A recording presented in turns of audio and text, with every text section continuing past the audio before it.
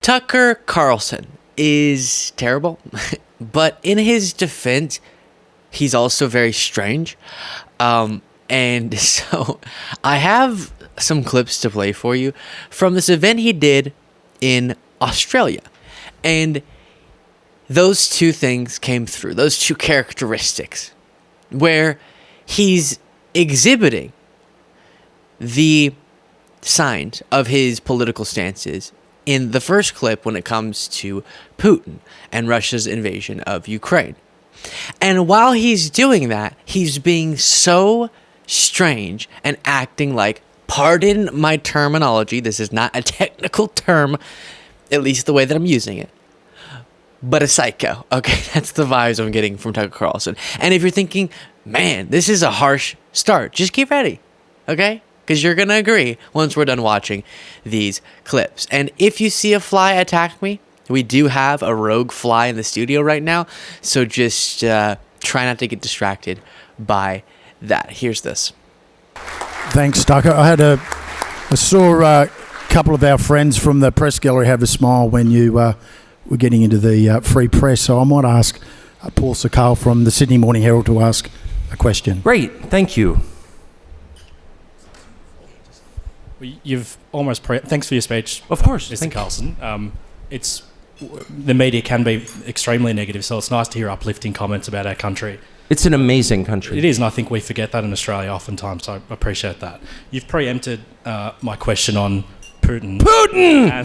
Putin! Which I think you did strategically because you knew it's what we'd ask. Putin! He's so bad! And I also appreciate that... Did he make you take the COVID shot? Take the what? The COVID shot? No, he didn't. Sorry. The COVID shot saved probably tens of millions. Oh, yeah, and definitely. Safe and effective. This is why everyone loves the media. Probably 100 times more lives than Putin has killed in Ukraine. It's like a time capsule. It's like...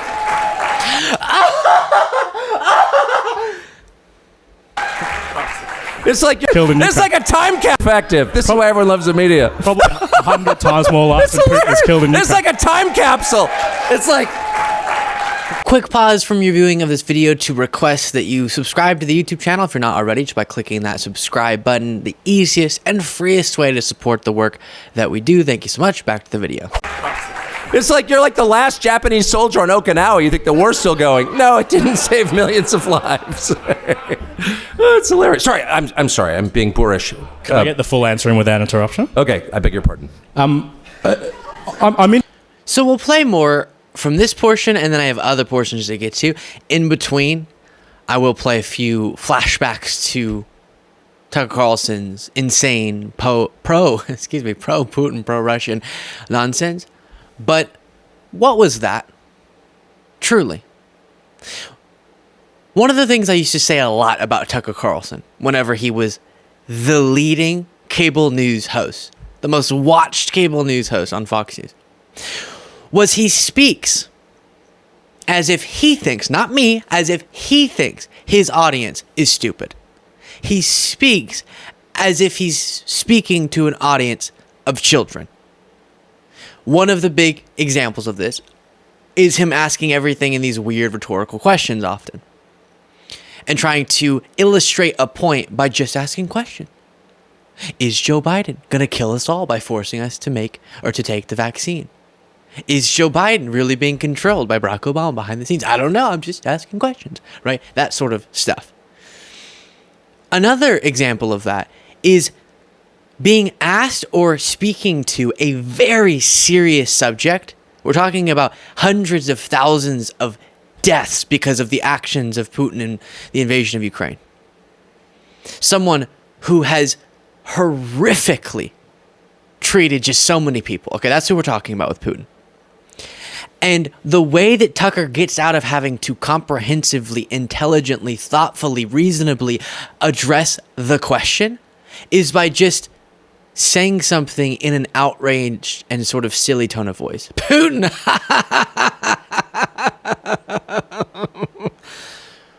The vaccine didn't save tens of millions of lives. But neither of those statements were actually addressing the points It's him just sort of assuming if he says something in a tone of voice that indicates what he's talking about just must be absurd. The notion that he is pro-Putin, that must be absurd because he shouted Putin in an outraged tone of voice or in a sort of dramatic tone of voice. But again, it's because he's not thoughtful enough to, without the insane laughter, without making a joke of the question, addressing it in a way that actually is compelling. Here's more. Interested in your position on Putin. Many people in this crowd would adore conservative prime ministers in this country like John Howard, Tony Abbott, mainstream right-wingers like Boris Johnson, Australian Liberals, some of their MPs are in the crowd, are vehemently anti-Putin. They believe he's a reprehensible figure who doesn't believe in the values of conservatism, such as the rule of law and democracy, which gives us the freedoms we have in our country. I'm interested, do you feel any level of shame or regret that you were termed a useful idiot? For our podcast listeners, Tucker is just standing on stage smiling and giggling to himself as this question's being asked. And then post your interview, Vladimir Putin himself said in his Russian media that he was surprised at how weak your questions were. And he also said that you were wrong when you said that no other journalist had asked to interview him. He said, that's not true. We only thought Tucker was the only person to report fairly. I thought that you were describing Putin as a psychopathic liar, and yet now you're taking his word for things? Do you...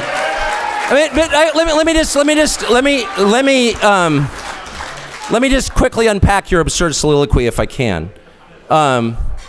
First, I'm stuck on the idea that Boris Johnson is a right-winger. Do you know Boris Johnson? I do. Boris Johnson is a criminal buffoon who, like so many who claim to love Ukraine, is single-handedly responsible for the deaths of hundreds of thousands of Ukrainian men in this war that Ukraine cannot win. And I would refer you to Wikipedia.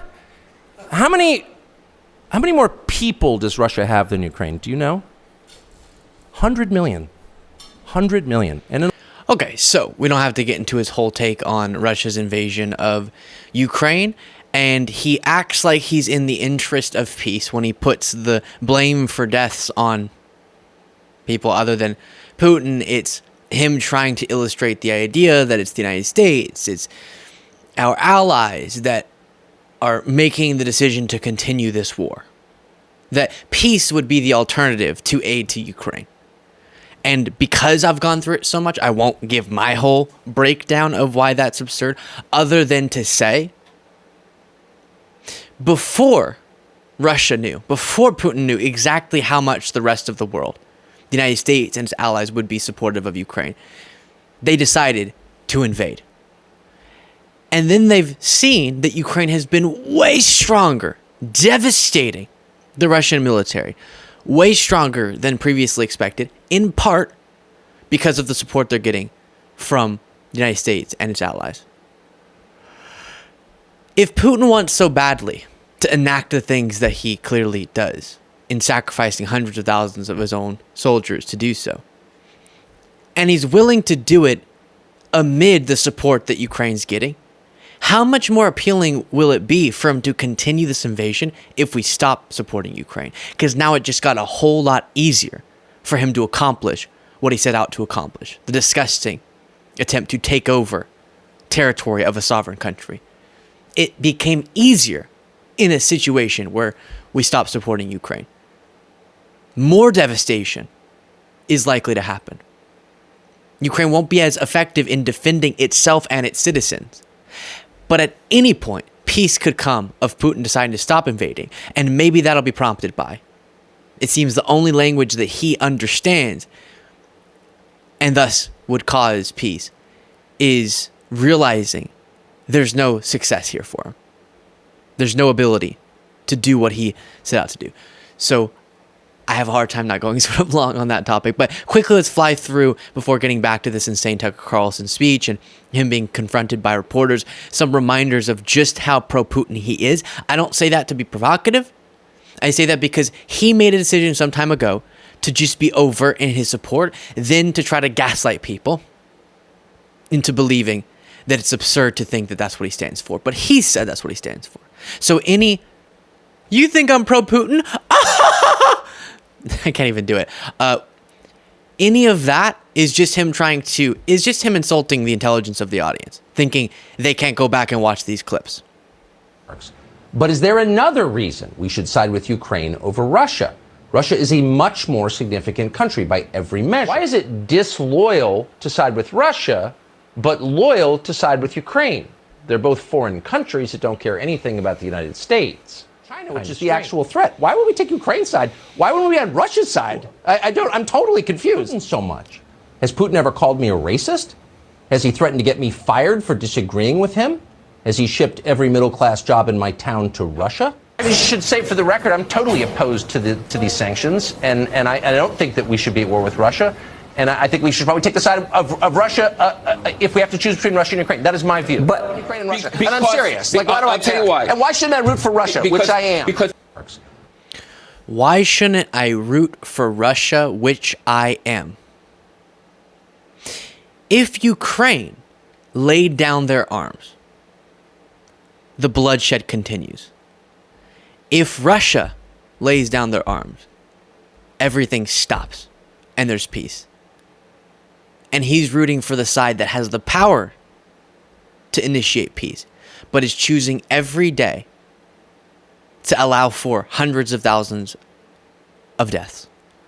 That's the side Tucker's rooting for. His language, not mine. Think about how sick that is. And you might be wondering, why? Again, I'm trying, my segments have been getting so long lately, so I'm trying not to get into every little rant. But I'd say it's because of a few primary factors. One, that's just a generic why MAGA does this is because Biden's super supportive of Ukraine and they do everything to the contrary of Biden. So Biden must be doing something corrupt by that. So let's flip it around and say that Ukraine shouldn't be supported. But you also, with someone like Tucker, have this profound, deep ideological alignment, which is what you hear come through with the authoritarian regime that is ruled by Putin. And that's why Tucker did that trip to Russia and said, it's so radicalizing, as he put it, to be in Russia. And he pretended like it was just so much better than the United States. And so we talk so much about these democratic values, but you come and you see, oh, it's better, right? So that's sort of the ideological alignment. And are those two factors enough to push someone like Tucker into being absolutely insane on this issue? Maybe so. As a reminder, he did interview Putin, and this introduction has always been bizarre to me. And if you could cut away from that split screen, let me refresh this to see if we can get it playing. Yes, we can. Is an interview with the president of Russia, Vladimir Putin, shot February 6, 2024 at about 7 p.m. in the building behind us, which is, of course, the Kremlin. The interview, as you will see if you watch it, is primarily about the war in progress, the war in Ukraine, how it started, what's happening, and most pressingly, how it might end. One note before you watch. At the beginning of the interview, we asked the most obvious question, which is, why did you do this? Did you feel a threat, an imminent physical threat? And that's your justification. And the answer we got shocked us. Putin. Who's us? It was you and Putin. Tucker does this with everything. So we asked him, you asked him. I know I've gone through this before, but went on for a very long time, probably half an hour, about the history of Russia going back to the 8th century. And honestly, we thought this was a filibustering technique and found it annoying and interrupted him several times. And he responded he was annoyed by the interruption. But we concluded in the end, for what it's worth, that it was not a filibustering technique. There was no time limit on the interview. We ended it after more than 2 hours. Instead, what you're about to see seemed to us sincere, whether you agree with it or not. Vladimir Putin believes that Russia has a historic claim to parts of Western Ukraine. Yeah, too bad that is not how sovereignty works. But he understood the interview went so poorly and Tucker looked so ridiculous that he had to preface it by saying, you're going to see me ask a question and then sit like a fill in the blank. I'm trying not to do the petty insults. Like a person who doesn't have the courage to do an actual interview. And let Putin just go off on this bizarre historical rant. And he had to put that intro in to say, but please judge Putin nicely. Now, by the way, I had this clip pulled up, and then I promise we'll get back to the Tucker interview. I did not realize how much I'd have to say in between. I should have learned my lesson by now. But Alex Jones, at least Alex Jones, found this interview to be just absolutely spectacular. Okay, folks, Tucker has announced that he's got the Putin interview, and he just texted me and said, yeah, it's amazing. It's 2 hours long. It's going to drop very, very soon. They're not going to sit on it, and it's going to be history-making. We're trying to stop World War III. All the different sides should be talking. This is amazing. So, obviously, tomorrow on my weekday show, 11 a.m. to 3 p.m., I'll be covering this. But it sounds, from what Tucker said, when he's told me, this is imminent. So, this is a big, big, big, big deal. I pulled this because when I was trying to find other clips and I would search Tucker Putin interview, this popped up. And I just wanted to comment on this. Okay, folks.